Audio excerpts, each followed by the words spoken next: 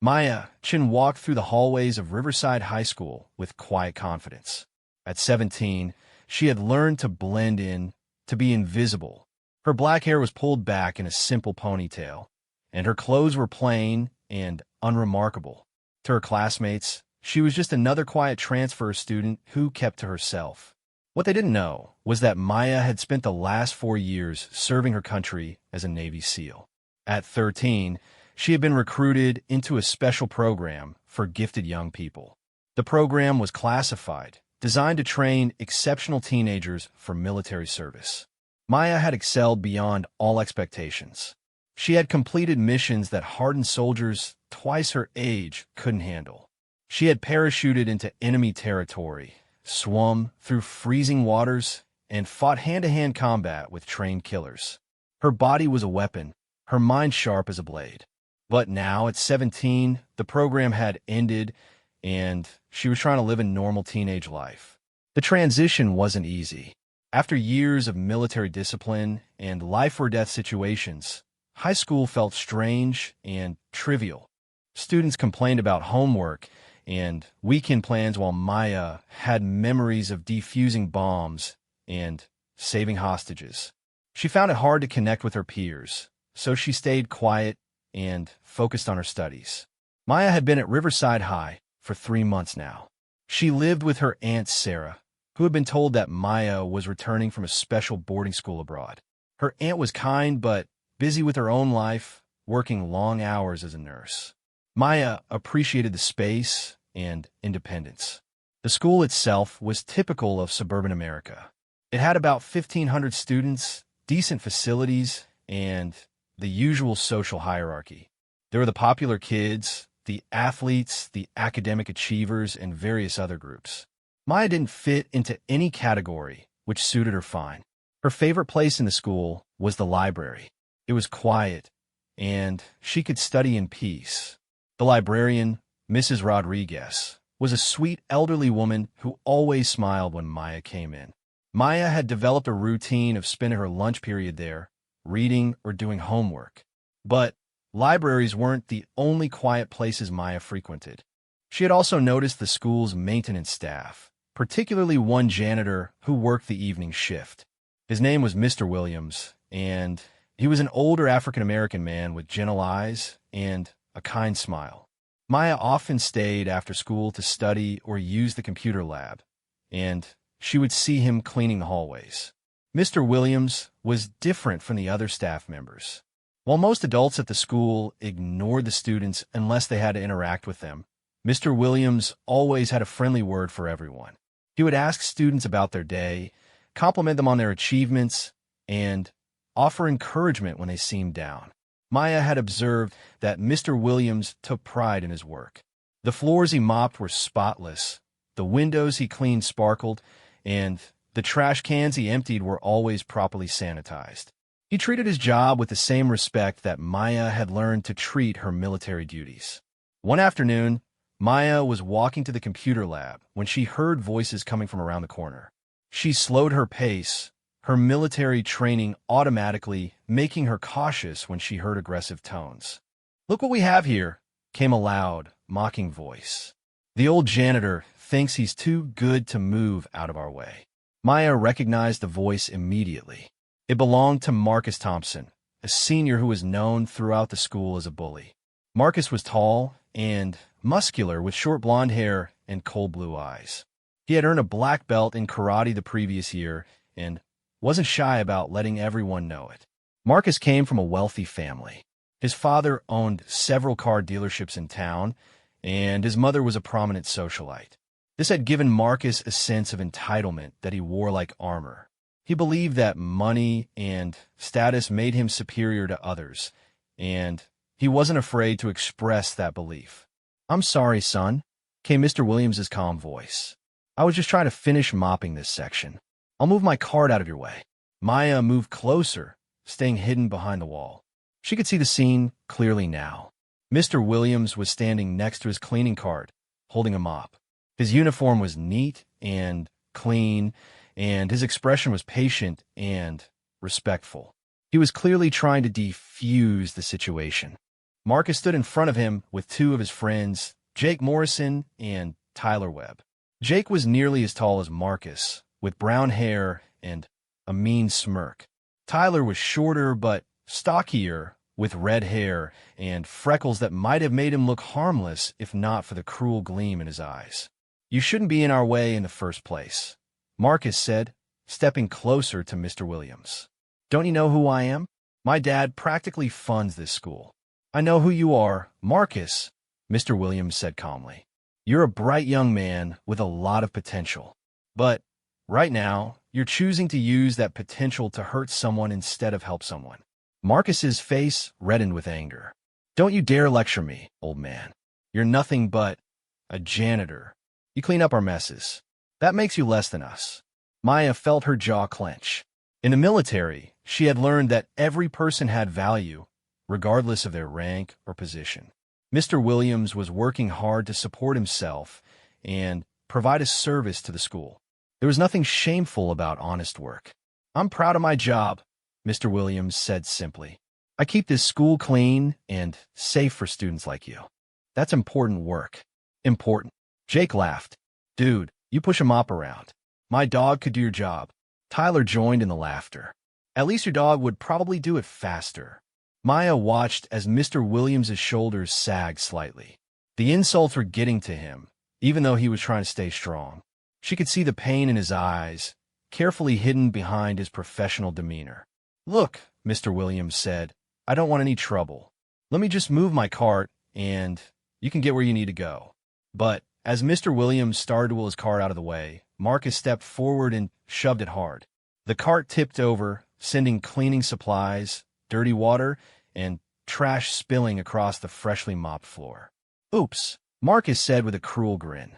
"Looks like you'll have to clean that up." "Again?" Mr. Williams stared at the mess, his face showing a mix of exhaustion and defeat. Maya knew that this probably wasn't the first time something like this had happened. Bullies like Marcus often targeted people they saw as powerless. "Maybe next time you'll remember to stay out of our way," Tyler added. Jake pulled out his phone and started recording. "This is going to be hilarious. Janitor gets owned by high school students. I'll post it on social media." That was when Maya decided she had seen enough. She stepped around the corner, her footsteps deliberate and confident. Her military training had taught her to assess threats quickly, and she could see that this situation was escalating. "Hey," she said in a clear, calm voice. "What's going on here?" All four males turned to look at her. Marcus's eyes narrowed as he took in her appearance. Maya was petite, standing only about 5 feet 4 inches tall. Her build was lean rather than obviously muscular.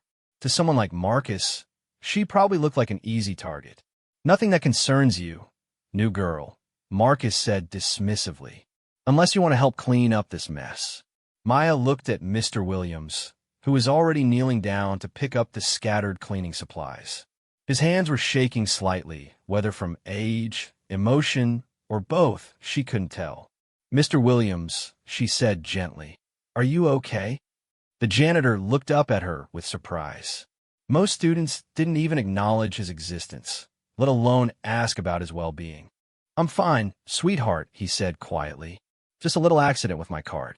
Maya looked back at Marcus, her dark eyes steady and unflinching. "It doesn't look like an accident to me." Marcus stepped closer to her, using his height to try to intimidate her. "Are you calling me a liar?" "I'm saying I saw you push that cart," Maya replied calmly. "And I heard you insulting Mr. Williams. That's not cool." Jake laughed. "Oh, we got a hero here, guys. Little girl wants to save the day." "Little girl?" Tyler echoed, grinning. "She's probably 90 pounds, soaking wet." Maya felt a familiar calm settle over her. It was the same feeling she got before a mission, when her training took over and emotion became secondary to tactical thinking. She assessed her opponents quickly. Marcus was the obvious leader and the biggest threat. He was strong and had martial arts training, but he was also overconfident. Jake was tall, but looked more like a follower than a fighter. Tyler was stocky, but seemed more interested in verbal cruelty than physical confrontation. "Mr. Williams works hard to keep this school clean," Maya said, her voice remaining steady. "He deserves respect, not bullying. Respect. Marcus laughed. He's a janitor. The only thing he deserves is to stay out of our way. His job doesn't make him less of a person, Maya replied. In fact, working hard at any honest job shows character. Something you might want to think about. Marcus's face flushed again.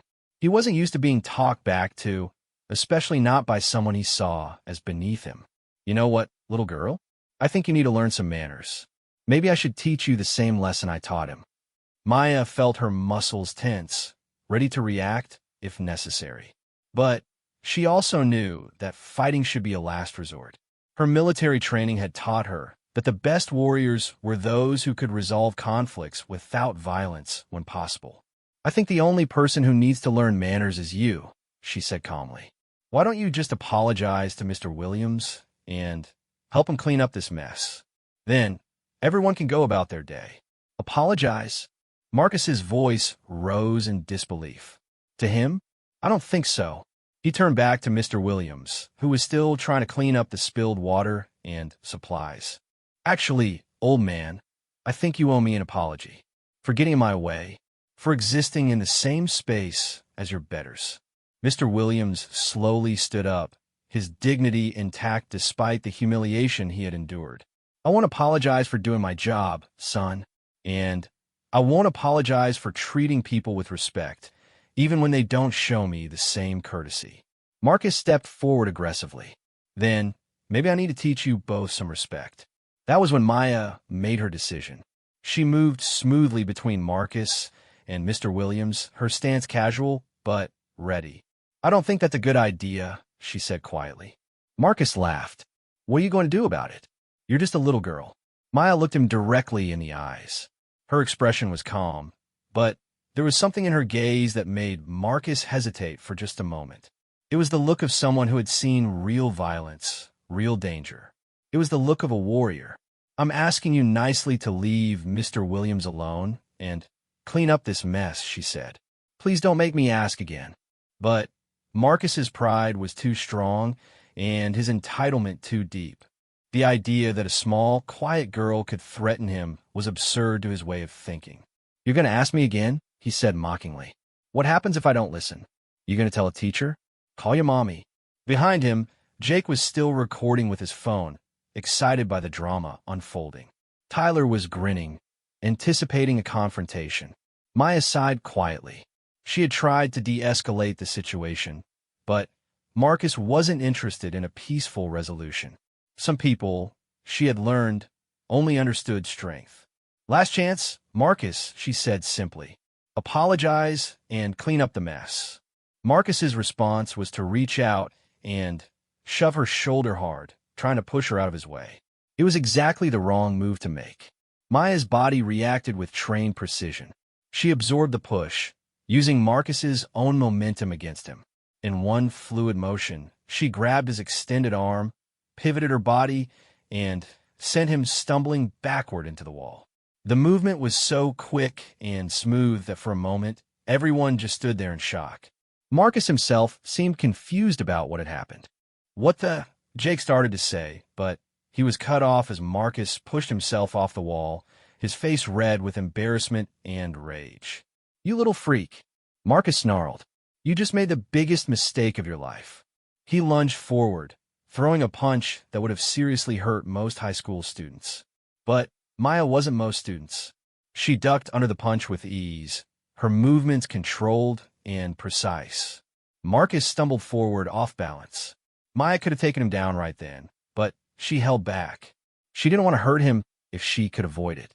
Please stop, she said. I don't want to fight you. But Marcus was beyond reason now. His pride had been wounded in front of his friends and a school employee. There was no way he could back down without losing face. He spun around and threw another punch, this one aimed at Maya's face. Again, she avoided it easily, stepping to the side like a dancer. How did you? Marcus began, but he was too angry to finish the question. Instead, he attempted a kick, using some of his karate training. Maya caught his foot in her hand and gently pushed him backward, sending him stumbling again. She wasn't using her full strength or skills, hoping that Marcus would realize he was outmatched and give up. Jake and Tyler were staring in amazement. Their friend Marcus, who had dominated bullying victims for years with his size and martial arts training, was being effortlessly handled by a girl who looked like she belonged in a library, not a fight. "This is impossible," Tyler whispered. Mr. Williams was watching too, his eyes wide with surprise and concern. He had seen Maya around the school, always quiet and polite. He had never imagined she could handle herself like this. Marcus backed away, breathing heavily. His face was a mix of confusion, embarrassment, and growing fear. Nothing like this had ever happened to him before. "What are you?" he demanded. Maya's expression remained calm. "I'm someone who thinks you should apologize to Mr. Williams and help clean up this mess. That's all I've ever been." But Marcus couldn't accept that. His worldview didn't allow for the possibility that he could be defeated by someone like Maya. There had to be some explanation, some trick. "You got lucky," he said, trying to convince himself as much as anyone else. But luck runs out. He assumed a more formal martial arts stance, drawing on his karate training. Maya recognized the style immediately. Her military instructors had taught her dozens of fighting techniques, including several forms of karate. "You don't want to do this, Marcus," she said quietly. "Please just walk away." But Marcus was committed now. He couldn't back down in front of his friends, especially not with Jake still recording everything. He attacked again, this time using a more sophisticated combination of punches and kicks. Maya defended herself with minimal effort, blocking and evading his strikes. To a trained observer, it would have been clear that she was holding back significantly. She could have ended the fight at any moment, but she was trying to minimize damage. Finally, after Marcus had exhausted himself with ineffective attacks, Maya decided to end things. When he threw another wild punch, she caught his wrist, twisted gently, and used a pressure point technique to make him drop to one knee. "That's enough," she said firmly, releasing him immediately. Marcus knelt on the floor, clutching his wrist. It wasn't seriously injured, but the pressure point had caused enough discomfort to stop his attacks. Jake and Tyler stood frozen, unable to believe what they had witnessed. Their leader, their protector, had been completely outclassed by someone they had never considered a threat. Maya turned to Mr. Williams, who was still standing by his overturned cart, looking stunned. "Are you hurt, Mr. Williams?" she asked gently. The older man shook his head slowly. "No, child. I'm fine. But how did you do that?" Maya knelt down and began helping him pick up the scattered cleaning supplies.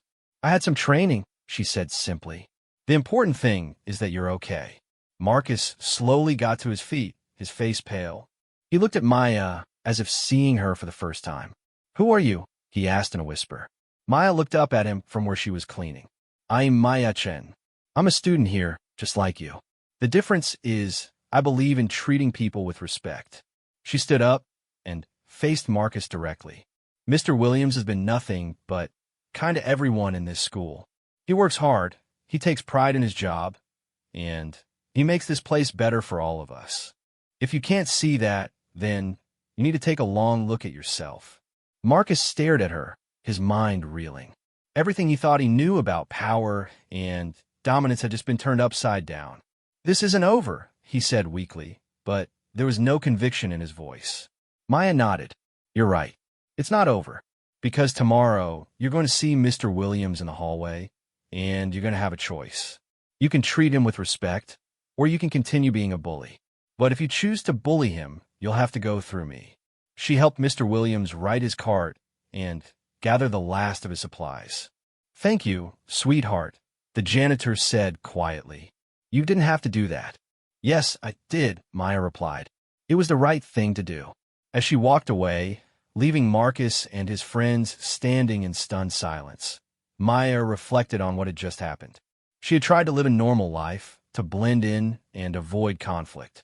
But her values wouldn't allow her to stand by while someone was being bullied.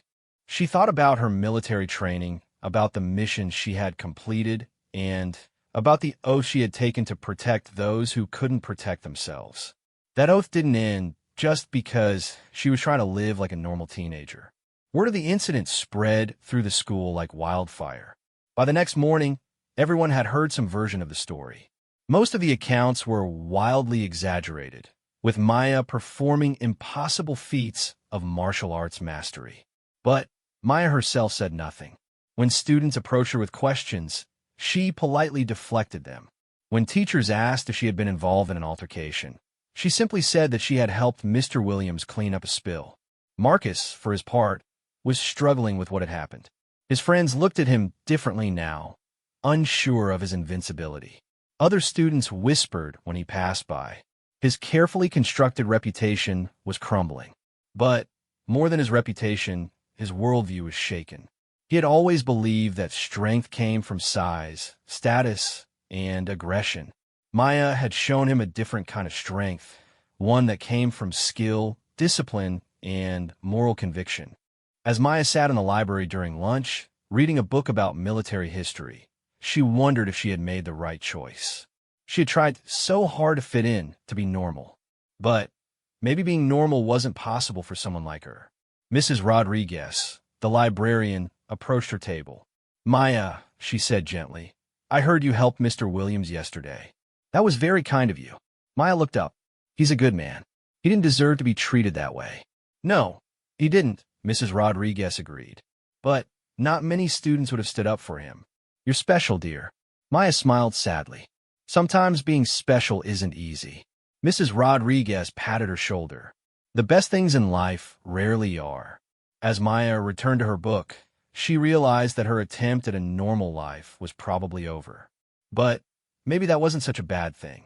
Maybe her experiences, her training, and her skills were meant to be used to help people like Mr. Williams. She thought about her fellow Navy SEALs still serving around the world. They were protecting people they had never met in places they might never see again. Maybe her battlefield was different now, but the mission remained the same: protect those who couldn't protect themselves. The bell rang, signaling the end of lunch period. As Maya gathered her books, she made a decision. She wouldn't hide anymore. She wouldn't pretend to be someone she wasn't. She was Maya Chun, former Navy SEAL, and if that made her different from other students, so be it. She had no idea that her troubles were just beginning. Marcus Thompson wasn't the type to accept defeat gracefully. He was already planning his response, his revenge, and when he struck back, it would be with everything he had. But Maya had faced enemies far more dangerous than a spoiled teenager with a bruised ego. Whatever Marcus had planned, she would be ready. She had been trained for war, and if Marcus wanted a war, he was about to learn what real combat looked like. The quiet girl who had tried to blend in was gone. In her place stood a warrior, ready to fight for justice and protect the innocent. And this was only the beginning of her story. The next few days at Riverside High School were unlike anything the students had ever experienced. Word of Maya's confrontation with Marcus had spread through every social circle, from the honor students to the troublemakers. The story grew with each telling, but the core facts remained the same. A quiet transfer student had single-handedly defeated the school's most feared bully. Maya noticed the change immediately. Students who had never acknowledged her existence now stared at her in the hallways. Some looked at her with admiration, others with curiosity, and a few with fear. She heard whispered conversations that stopped when she passed by. "That's her," students would murmur to their friends. "That's the girl who took down Marcus Thompson." Maya tried to ignore the attention and focus on her studies, but it was becoming increasingly difficult. During her military service, anonymity had been a crucial tool for mission success. Now that she had been exposed, she felt vulnerable in a way she hadn't experienced since her early training days.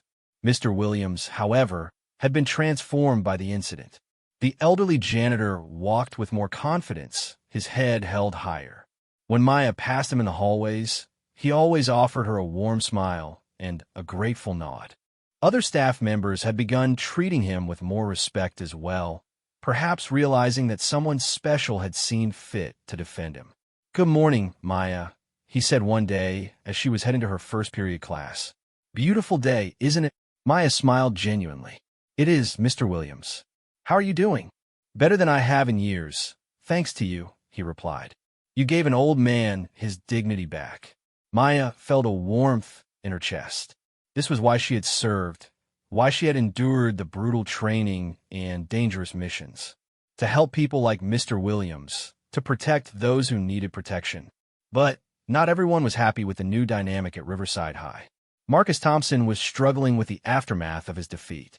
His friends still hung around him, but their dynamic had changed. Jake and Tyler no longer looked at him with the same reverence and fear. Other students no longer automatically moved out of his way in the hallways. Marcus's father, Richard Thompson, had noticed the change in his son as well. At dinner one evening, Marcus sat quietly picking at his food, his usual arrogant confidence notably absent. "You're awfully quiet tonight, son," Richard said, cutting into his steak. "Everything all right at school?" Marcus looked up from his plate. His father was a large, imposing man who had built his business empire through aggressive tactics and intimidation. Marcus had always aspired to be like him, to command the same level of respect and fear. "There's this new girl at school," Marcus said carefully. "She's been causing some trouble." Richard's eyebrows rose. "What kind of trouble could a girl cause for you? You're a black belt, for crying out loud." Marcus felt his face flush with embarrassment. How could he explain to his father that he had been defeated by someone half his size? That all his martial arts training had been useless against her mysterious skills? "She's different, Dad. She's not like other students." Richard leaned back in his chair, studying his son. "Different how?" "She fights like she's had professional training. Like military training or something. I've never seen anything like it." Richard's expression grew more serious. "What exactly happened between you two?" Marcus hesitated, then gave his father a carefully edited version of events. He described Maya as an unprovoked aggressor who had attacked him without warning. He left out the part about bullying Mr. Williams, focusing instead on his own humiliation. "She embarrassed me in front of everyone, Dad. Now people look at me like I'm weak." Richard Thompson's face darkened. His son's reputation reflected on the family name, and he wouldn't tolerate anyone making the Thompsons look weak. "What's this girl's name?" he asked. "Maya Chun." Richard made a mental note. He had connections throughout the town, people who owed him favors.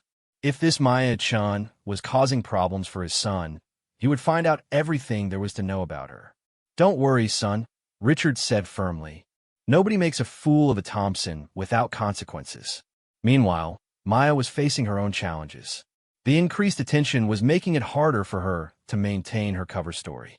Students were asking her direct questions about where she had learned to fight, what kind of training she had received. Her standard response of, "I took some self-defense classes," was becoming less believable with each telling. During lunch in the library, Maya was approached by Sarah Kim, a junior who was known for her academic achievements and quiet demeanor. "Excuse me," Sarah said nervously. "Are you Maya Chun?" Maya looked up from her book. "Yes, I am." Sarah sat down across from her, her expression serious. "I wanted to thank you for what you did for Mr. Williams. Marcus has been bullying people in this school for years, and nobody ever stood up to him before." Maya studied the girl's face. She seemed sincere, not just another curious student looking for gossip. "Mr. Williams didn't deserve to be treated that way," Maya said simply. "No, he didn't," Sarah agreed. "But most people wouldn't have done anything about it. They would have been too scared." Sarah leaned forward slightly. "Can I ask you something?" Maya nodded, though she was prepared to deflect any questions about her background. "There are rumors going around that Marcus is planning something, that his friends have been asking questions about you, trying to find out where you live." Maya felt a familiar alertness settle over her. In her military experience, intelligence gathering was often the first step before an attack. "What kind of questions?" she asked. "Basic stuff. What classes you're in, when you leave school, whether you have any friends or family in town. Jake Morrison was asking my friend Jessica about you yesterday." Maya processed this information quickly. If Marcus was planning retaliation, she needed to be prepared. Her military training had taught her that the best defense was often a good offense, but she was trying to live a civilian life now. The rules were different. "Thanks for telling me," Maya said. "I'll be careful." Sarah nodded. "I hope you don't think I'm being nosy, but there's something else. My dad works for the school district, and He heard that Marcus's father has been making some calls, asking about your enrollment, your previous school records. This was more concerning. Richard Thompson's wealth and influence in the community meant he had access to resources that could potentially expose Maya's real background. If he dug too deep, he might uncover information that would put not only Maya at risk, but potentially compromise other aspects of the classified program she had been part of. I appreciate the warning, Maya said. Your dad didn't tell anyone else about this, did he? No, Sarah said quickly. He just mentioned it to my mom, and she told me to be careful around the Thompsons. They have a reputation for getting revenge on people who cross them. After Sarah left, Maya sat alone in the library, thinking through her options. She could try to maintain her cover and hope that Richard Thompson's investigation didn't turn up anything damaging. She could transfer to another school, start over somewhere else, or she could take a more proactive approach. Maya made her decision. She pulled out her phone and sent a text message to a number she had memorized but hoped never to use. It was an emergency contact from her military days, a way to reach her former handlers if her cover was ever compromised. The response came back within minutes. Location secure. Proceed to safe house tomorrow, 1800 hours. Maya deleted both messages and closed her phone. She hadn't wanted to involve her former colleagues in her civilian life, but Marcus and his father were escalating the situation beyond what she could handle alone. The next day at school, Maya noticed increased surveillance. Marcus's friends were watching her more obviously now, following her between classes and noting her schedule. During lunch, she spotted Tyler Webb sitting in the cafeteria with his phone out, apparently taking pictures of her. After school, instead of going to the library or the computer lab as she usually did, Maya walked to her aunt's house to pick up some items. She needed to appear normal while also preparing for whatever was coming. Her Aunt Sarah was working a double shift at the hospital, so Maya had the house to herself. She went to her bedroom and moved aside the loose floorboard where she kept her emergency kit. Inside was a small bag containing cash, fake identification documents, and a secure satellite phone. Maya looked at the items, remembering the young girl she had been when she first received them. The military had taught her to always have an exit strategy, a way to disappear if necessary. She had hoped never to need it during her civilian life. At 6 o'clock, Maya drove to the safe house, which was located in a nondescript office building on the edge of town.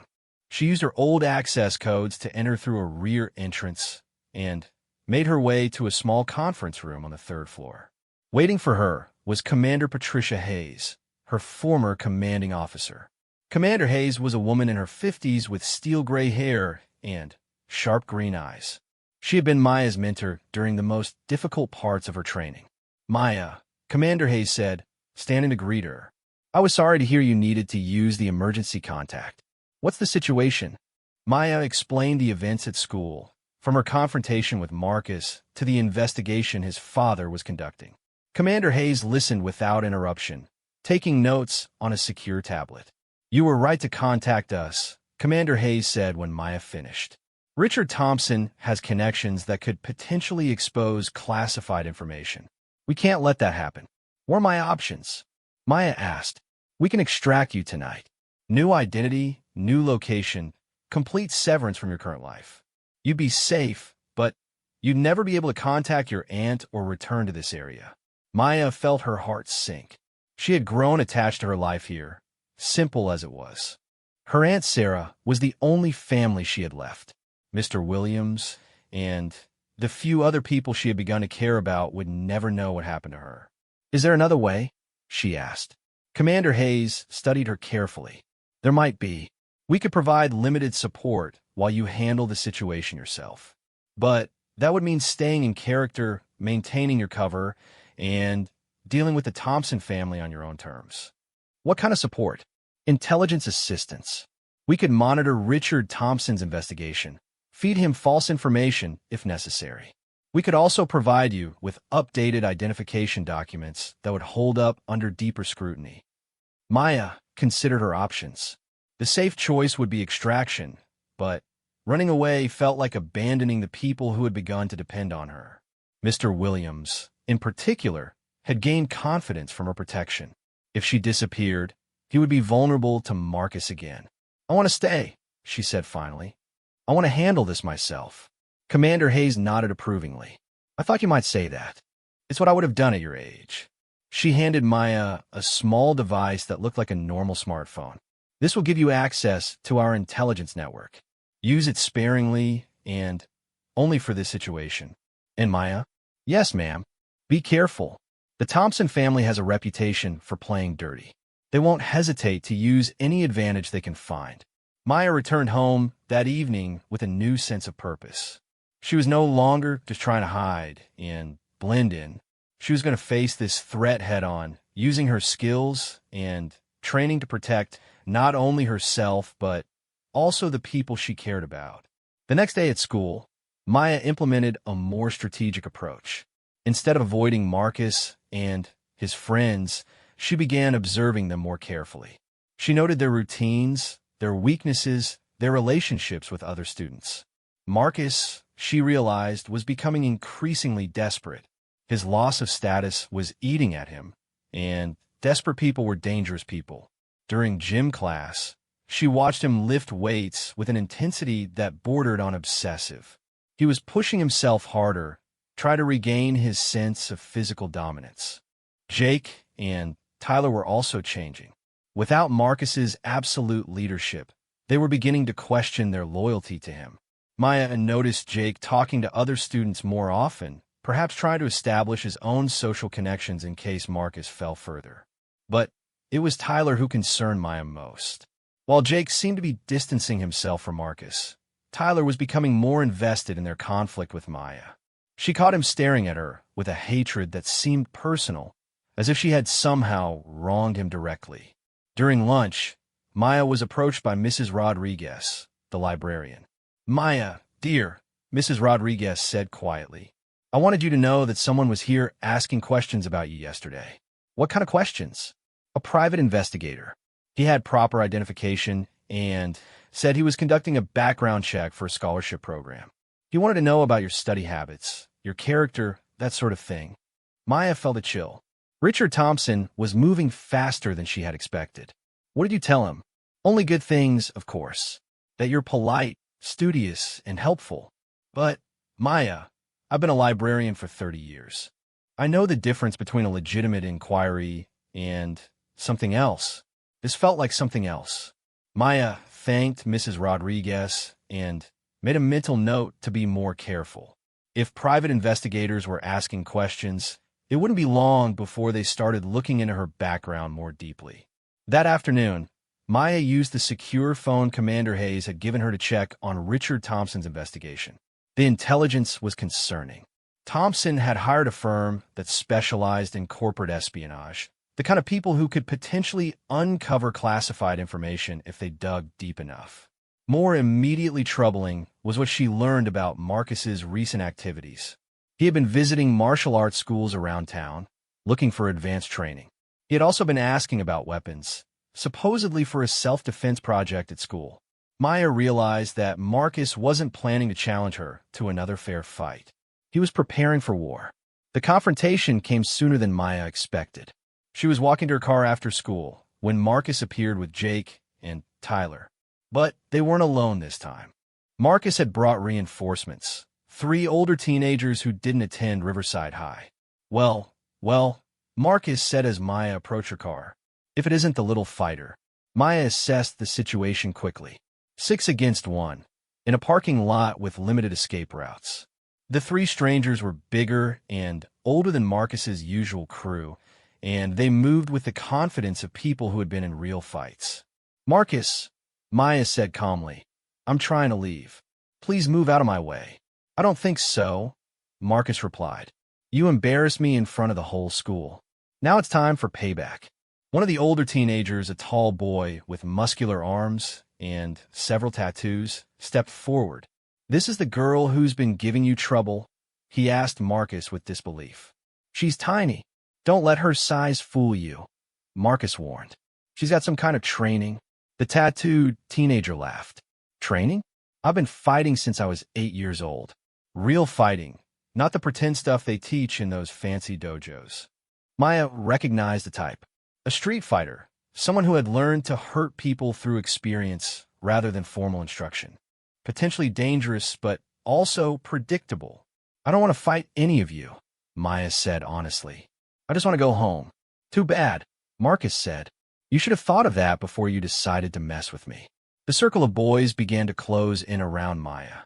She could see the excitement in their eyes, the anticipation of violence. This wasn't going to be like her controlled confrontation with Marcus in the hallway. These boys intended to seriously hurt her. Maya made a quick decision. She couldn't afford to hold back this time. If she showed mercy, she would only encourage future attacks. Sometimes, the kindest thing you could do for bullies was to teach them a lesson they would never forget. Last chance, she said quietly. Walk away now and nobody gets hurt. Marcus's response was to nod at his reinforcements. Take her down. The tattooed teenager moved first, throwing a wild haymaker that would have knocked out most high school students. Maya ducked under it easily and responded with a precise strike to his solar plexus. The boy doubled over, gasping for breath. The second stranger, a shorter but stockier boy with red hair, tried to grab Maya from behind. She spun around, broke his grip, and used his own momentum to send him tumbling into Marcus's car. Tyler rushed at her next, his face red with anger. Maya sidestepped his charge and tripped him, sending him face first into the asphalt. He got up with blood streaming from his nose. Jake seemed to realize that the situation was getting out of hand. He looked around nervously, as if considering whether to run. Come on, Jake, Marcus shouted. Don't just stand there. But Jake shook his head and backed away. This is crazy, Marcus. She's going to hurt someone seriously. The third stranger, who had been hanging back and observing, decided to try a different approach. He pulled out a small knife, holding it low by his side. Time to end this, he said. Maya's expression grew deadly serious. The presence of a weapon changed everything. She was no longer dealing with a schoolyard fight. This was a life-or-death situation. Her military training kicked in completely. She moved forward before the boy could properly deploy his weapon, grabbing his wrist and applying pressure to force him to drop the knife. Then she swept his legs and put him on the ground with a joint lock that left him crying in pain. The tattooed boy had recovered enough to try another attack, but Maya was ready for him. She avoided his punch and responded with a combination of strikes that left him unconscious on the pavement. Tyler, seeing his allies falling around him, tried to run. Maya let him go. She had no interest in pursuing someone who was retreating. That left Marcus and the stocky red-haired boy, both of whom were staring at Maya in shock. In less than 2 minutes, she had neutralized 4 attackers, one of whom had been armed with a knife. Who are you? Marcus whispered, his voice filled with fear. Maya looked at him with a mixture of pity and disappointment. I'm someone who tried to be your friend. I'm someone who gave you multiple chances to do the right thing.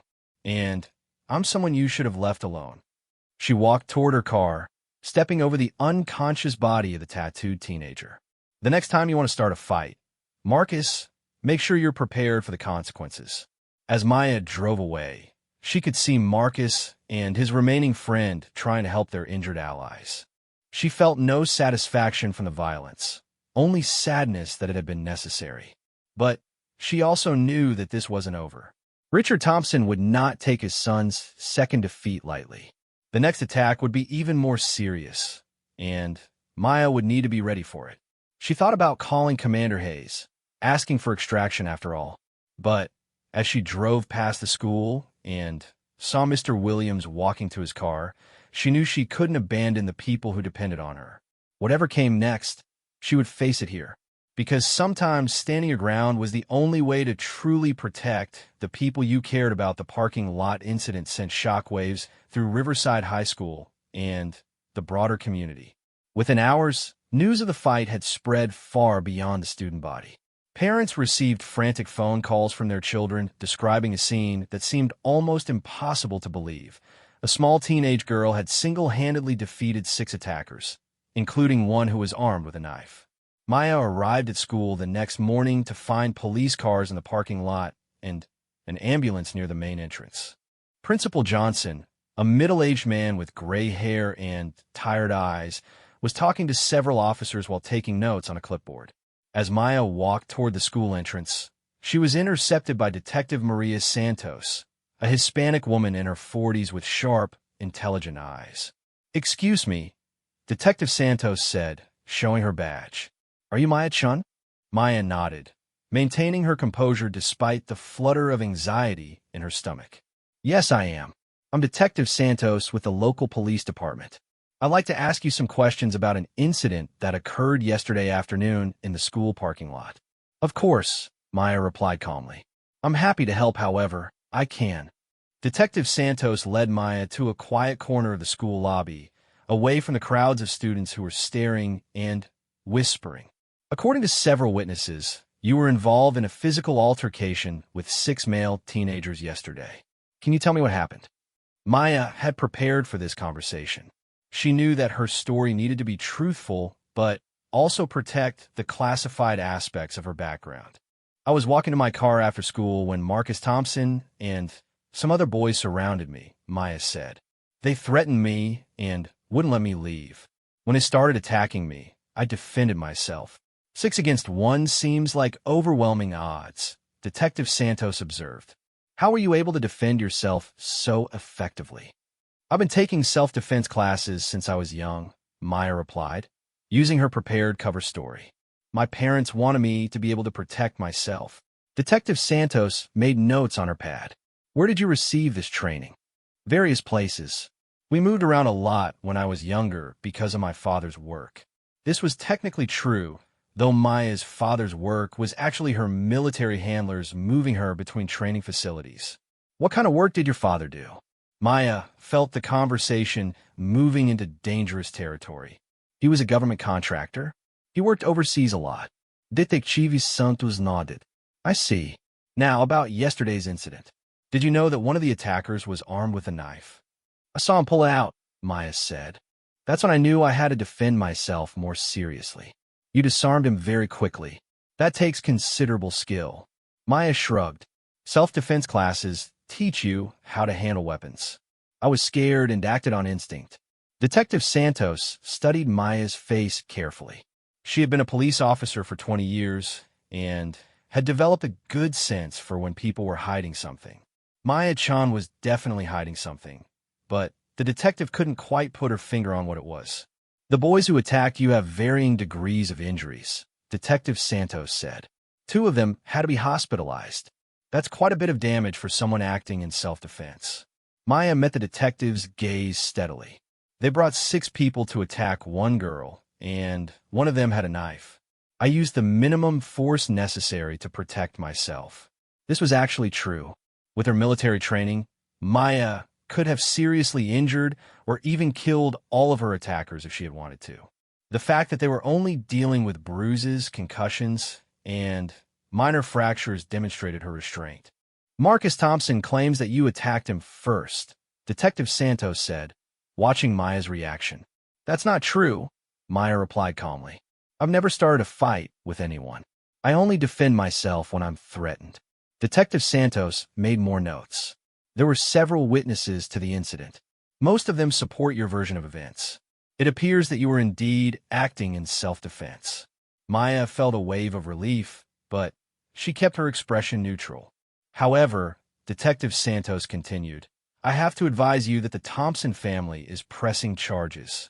They claim you used excessive force, and that you have some kind of advanced combat training that makes you more dangerous than a typical teenager." Maya's heart sank. She had hoped that the obvious self-defense nature of the incident would be enough to avoid legal complications. "What happens now?" Maya asked. "You'll probably be charged with assault, though the district attorney will have to decide whether to prosecute. Given the circumstances, I doubt it will go to trial, but you'll need a lawyer." Detective Santos handed Maya a business card. "If you remember anything else about the incident, or if you're threatened again, call me immediately." "And Miss Chun?" "Yes. Be careful. The Thompson family has a lot of influence in this town. They're not going to let this go easily."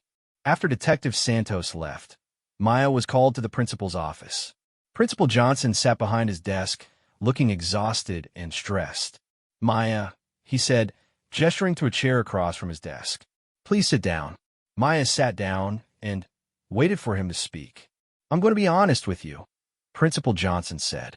In 30 years of education, I've never dealt with anything quite like this. What happened yesterday in my parking lot was extraordinary. He leaned forward. 6 boys attacked you, one of them with a weapon, and you defended yourself so effectively that 2 of them ended up in the hospital. That level of combat skill in a 17-year-old girl is unprecedented. Maya said nothing, waiting to see where this conversation was leading. The Thompson family is demanding that you be expelled, Principal Johnson continued. They claim you're dangerous and that other students aren't safe around you. Maya felt anger rising in her chest. Marcus and his friends had attacked her with overwhelming force and a weapon, and somehow she was the one being portrayed as dangerous. Sir, Maya said carefully, I've never started a fight at this school. I've never threatened anyone or caused any problems. Yesterday, I was attacked by 6 people, and I defended myself. I don't see how that makes me the dangerous one. Principal Johnson nodded. I agree with you completely. The problem is that the Thompsons have a lot of influence with the school board. Richard Thompson's company sponsors several school programs, and he's personal friends with 3 of the 5 board members. He pulled out a file from his desk drawer. I've been reviewing your records since you transferred here. Your grades are excellent. Your behavior has been exemplary, and several teachers have commented on your respectful and helpful attitude. Maya felt a small surge of hope. However, Principal Johnson continued, your transcripts from your previous school are unusual.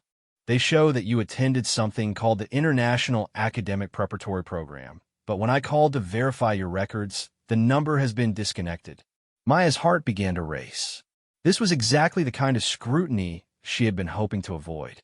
The program was shut down, Maya said, using the cover story her handlers had prepared. Budget cuts. All the records were transferred to the State Department of Education. Principal Johnson made a note in Maya's file. I'll need to verify that. In the meantime, I have to make a decision about your status here at Riverside High. He leaned back in his chair. Officially, you're suspended pending investigation. The school board is meeting tomorrow night to discuss your case. Maya felt her carefully constructed civilian life beginning to crumble. If she was expelled from school, she would have to either move to a different district or risk further exposure of her background. Is there anything I can do? Maya asked. Get a good lawyer, Principal Johnson said bluntly, and pray that the school board makes the right decision. Maya left the principal's office feeling frustrated and angry. She had tried so hard to live a normal life, to help people without drawing attention to herself. Now she was facing criminal charges and possible expulsion because she had defended herself against an unprovoked attack. As she walked through the hallways, Maya noticed that students were treating her differently. Some looked at her with admiration and respect, others with fear and suspicion.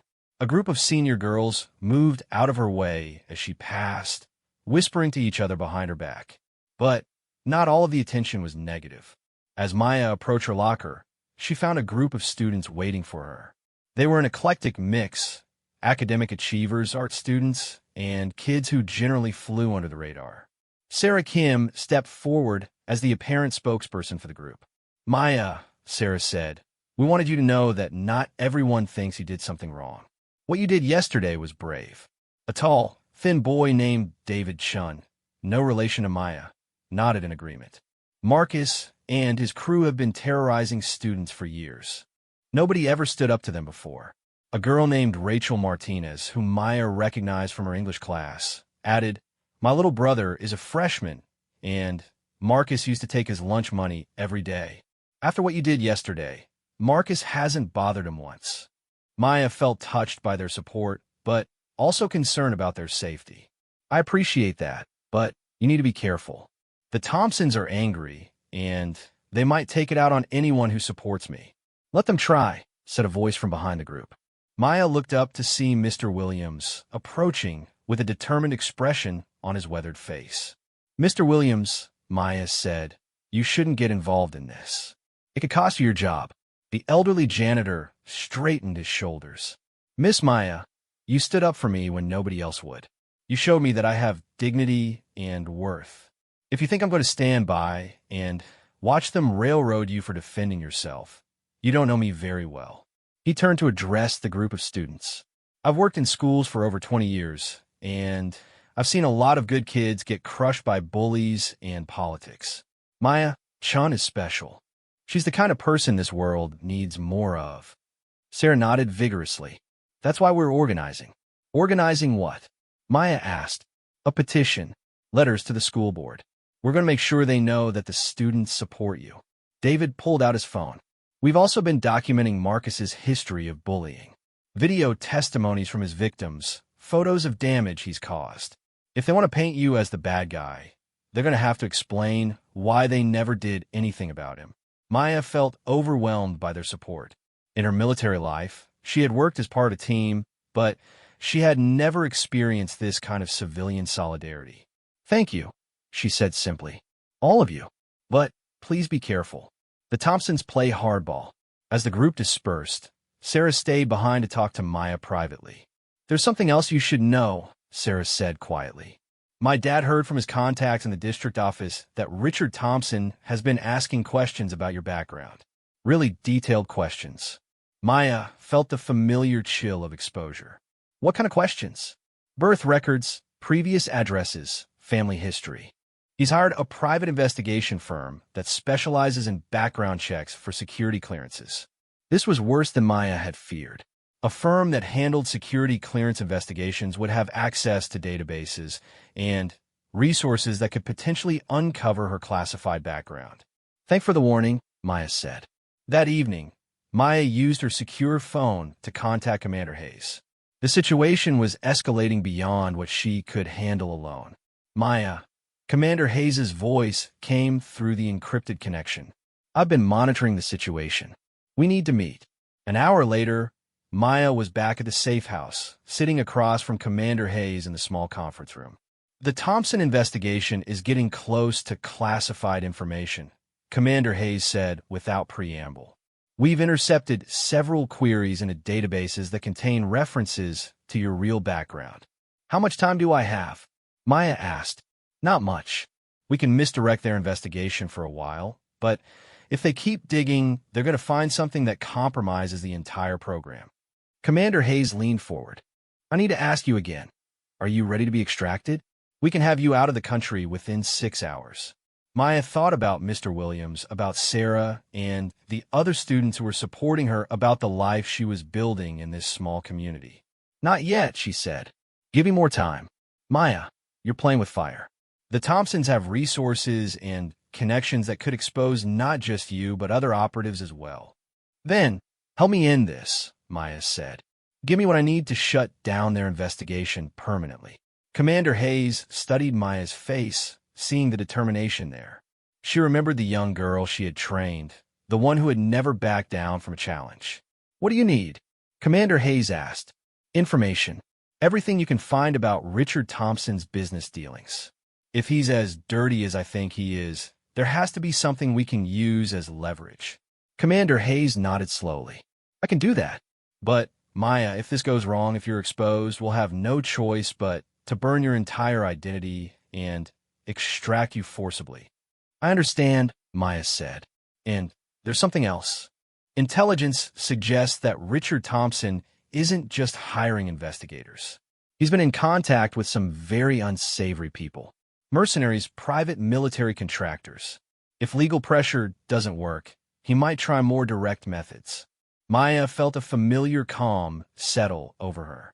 The situation was escalating from a local conflict to something resembling the military operations she was trained for. "Let him come," she said quietly. "I'm done hiding." The next day at school, Maya noticed increased security. There were more police officers on campus, and several teachers were acting more nervous than usual. Word of the impending school board meeting had spread, and tension was building throughout the school. During lunch, Maya was eating alone in the cafeteria when Marcus Thompson approached her table. He moved carefully favoring his left side where she had struck him during their parking lot encounter. "This isn't over," he said quietly, sitting down across from her without invitation. Maya looked up from her sandwich. "It is if you want it to be. My dad's going to destroy you," Marcus said with more confidence than he felt. "By the time he's done, you'll wish you'd never been born." Maya set down her sandwich and looked Marcus directly in the eyes. "Your father is making a mistake. There are things about me that he doesn't understand." "Like what?" Marcus challenged. Maya leaned forward slightly. "Like the fact that I've killed people, Marcus. Real people in real combat situations. Your dad is playing games with someone who has been trained to fight wars." Marcus's face went pale. There was something in Maya's voice, a quiet certainty that made his blood run cold. "You're bluffing," he said, but his voice wavered. Maya smiled, and the expression was not entirely pleasant. "Am I?" Marcus stood up abruptly, nearly knocking over his chair. "You're crazy. You're actually crazy." "Maybe," Maya said calmly. "But I'm also someone who protects the people I care about. Your choice is simple, Marcus. Leave me and my friends alone, or find out what I'm really capable of." As Marcus hurried away from the table, Maya felt a mixture of satisfaction and regret. She had revealed more about herself than she intended, but sometimes intimidation was more effective than violence. She didn't notice Tyler Webb sitting at a nearby table, listening to every word of their conversation with a small recording device hidden in his jacket pocket.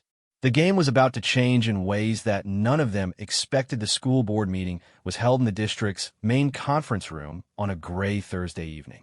Maya arrived with her court-appointed attorney, a young public defender named Jessica Torres, who seemed overwhelmed by the case's complexity.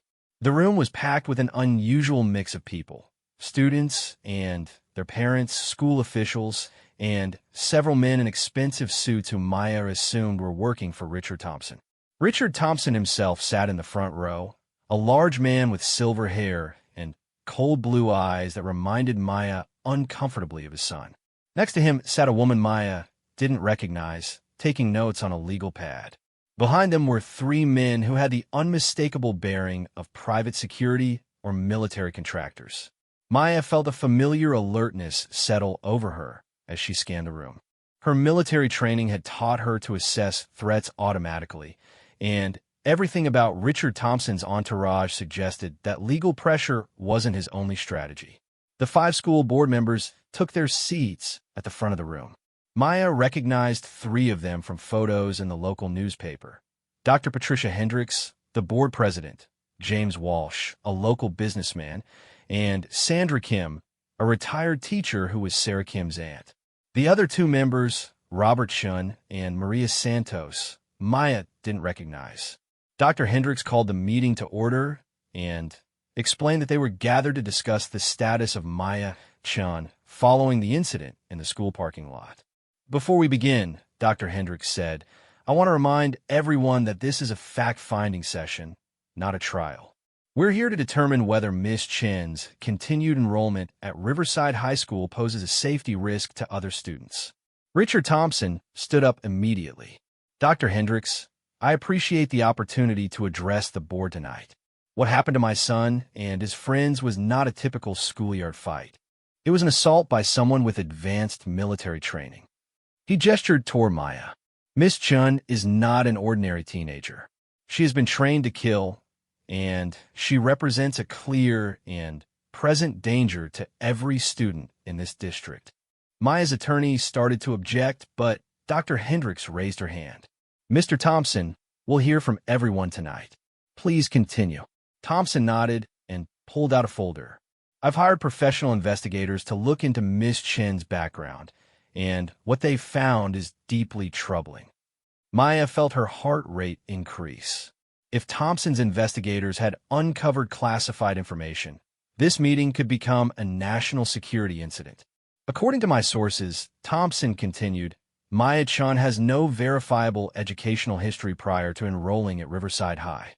Her transcripts come from a school that doesn't exist, and her family background is full of inconsistencies." He pulled out several documents. "More concerning is the fact that yesterday, During a recorded conversation in the school cafeteria, Miss Chun explicitly stated that she has killed people in real combat situations. A murmur went through the crowd. Maya saw Sarah Kim and her group of supporters looking shocked and confused. Thompson played a recording on his phone. Maya's voice came through clearly. "I've killed people, Marcus. Real people in real combat situations."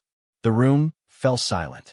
Maya realized that Tyler Webb must have recorded their conversation. She had underestimated Marcus's intelligence network. "Dr. Hendricks," Thompson said, "I submit that Maya Chun is not a student at all. She is a trained killer who has infiltrated our school for unknown purposes. She poses an immediate threat to the safety of our children." Maya's attorney stood up. "Objection. Mr. Thompson is making accusations without evidence. There's no proof that my client has done anything illegal." "Isn't there?" Thompson said with a cold smile. He nodded to one of the men in suits, who stood up and addressed the board. "My name is Colonel James Mitchell, U.S. Army Intelligence. I've been asked to provide information about this case." Maya felt her world beginning to collapse. If Army Intelligence was involved, her cover was completely blown. "Colonel Mitchell, Docteur," Hendricks said, "please tell us what you know about Miss Chun." Colonel Mitchell opened a file. Maya Chun is indeed a former military operative. She was recruited at age 13 for a classified program designed to train exceptional young people for special operations. The room erupted in shocked murmurs. Maya saw the fear and confusion on the faces of her supporters. "Over the past 4 years," Colonel Mitchell continued, "Miss Chun has been involved in numerous classified operations around the world. She has received training in advanced combat techniques, weapon systems, and covert operations." Dr. Hendricks looked stunned. "Are you saying that Miss Chun is a professional soldier?" Was Colonel Mitchell corrected. "The program was terminated 6 months ago, and Miss Chun was released from active duty. She was placed in civilian life as part of a reintegration protocol." Maya stood up, her mind racing. Colonel Mitchell was revealing classified information in a public forum, which was highly unusual. Something was very wrong with this situation. "Colonel Mitchell," Maya said clearly, "I don't believe you're authorized to discuss classified operations in a public setting." Mitchell smiled coldly. "The program has been declassified as of this morning, Miss Chun. National security priorities have changed." Maya realized she was being thrown to the wolves. Someone in the government had decided that her program was no longer worth protecting, and they were willing to sacrifice her to avoid larger problems. Furthermore, Mitchell continued, "Miss Chin's psychological evaluation indicated significant issues with anger management and difficulty transitioning to civilian life. She was flagged as a potential security risk." This was a lie, and Maya knew it. Her evaluations had been exemplary, which was why she had been allowed to attempt civilian reintegration in the first place. Richard Thompson stood up again. "Dr. Hendricks, I think we've heard enough. Maya Chun is a trained killer who has been placed in our school under false pretenses. She has already seriously injured 6 teenagers, including my son. How many more children need to be hurt before we act?" Maya's attorney looked helpless. She had been prepared to defend a teenager in a self-defense case, not a former military operative in what appeared to be a national security incident. "Miss Chun," Dr. Hendricks said, "do you have anything to say in response to these allegations?" Maya stood up slowly. She realized that her carefully constructed civilian life was over, but she wasn't going down without a fight. "Dr. Hendricks, everything Colonel Mitchell has said about my military service is true. I was recruited for a special program, and I did serve my country in ways that I can't discuss." She looked around the room, making eye contact with her supporters. "But what he hasn't told you is why I was here. I wasn't placed at Riverside High as some kind of threat. I was trying to live a normal life. I wanted to be a regular teenager, to go to school, and maybe go to college." Maya turned to face Richard Thompson. "I never wanted trouble with your son. I tried to avoid conflict. But when I saw Marcus bullying Mr. Williams, I couldn't stand by and do nothing." She addressed the board directly. "Yes, I have military training.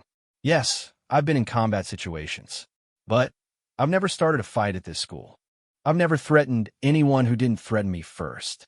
And when Marcus brought 6 people to attack me with a knife, I used the minimum force necessary to protect myself. Dr. Hendricks looked troubled. Miss Chun, even if your intentions were good, the fact remains that you possess skills and experience that make you potentially dangerous to other students. More dangerous than Marcus Thompson? Maya asked. More dangerous than a boy who bullies younger students, who attacks people with weapons, who brings gang members to school property? She pointed at Richard Thompson. This man's son has been terrorizing students for years, and nobody did anything about it. But when someone finally stood up to him, I'm the one who's being called dangerous. Sarah Kim stood up from the audience. Dr. Hendricks, may I speak? Dr. Hendricks nodded. Please identify yourself for the record. I'm Sarah Kim, a junior at Riverside High. My Aunt Sandra is on this board.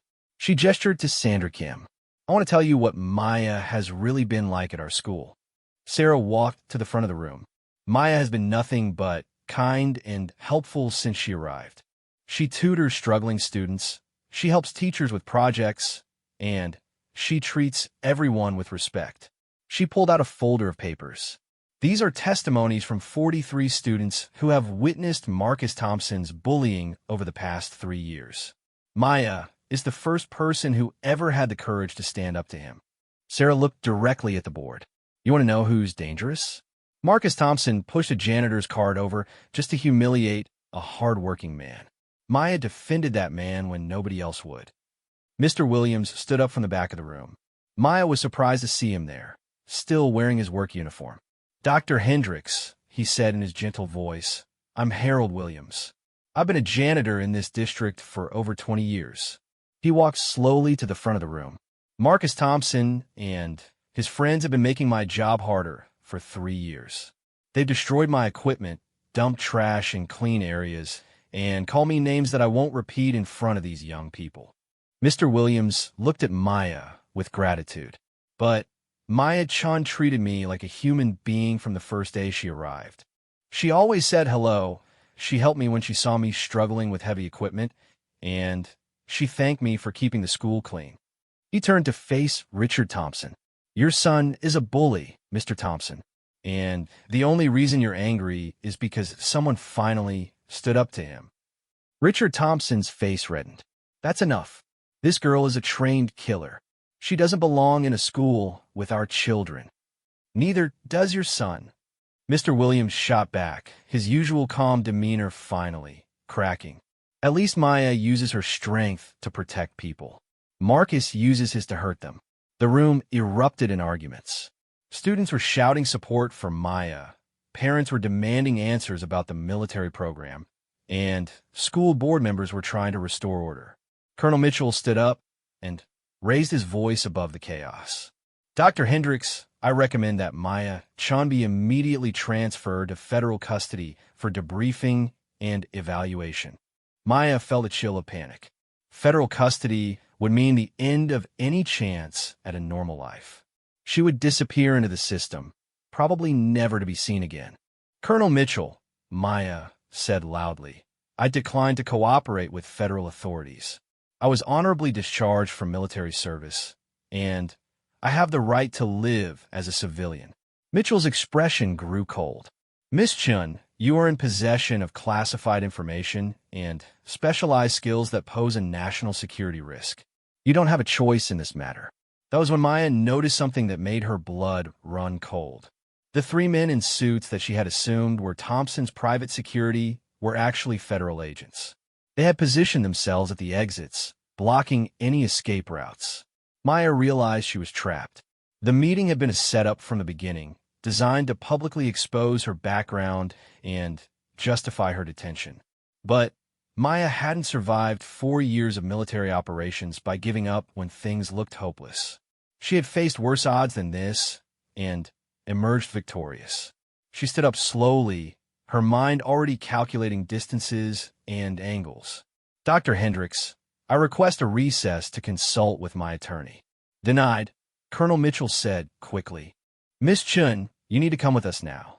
The federal agents began moving toward Maya. The room fell silent as people realized that something much larger than a school disciplinary hearing was happening. Maya looked at Sarah Kim and her other supporters. She thought about Mr. Williams and the dignity she had helped him regain. She thought about the life she had tried to build in this small community. Then she made her decision. No, Maya said simply. Colonel Michel Froned. Excuse me. I said no. I won't cooperate with this farce. I've done nothing wrong, and I won't be taken into custody for living my life. One of the federal agents reached for his weapon. Ma'am, you need to comply immediately. Maya smiled, and for the first time since arriving at Riverside High, she let her full personality show. It was the smile of a predator, of someone who had been trained to fight wars. Gentlemen, she said calmly, you're making a mistake. I suggest you reconsider your approach. The agent's hand moved toward his.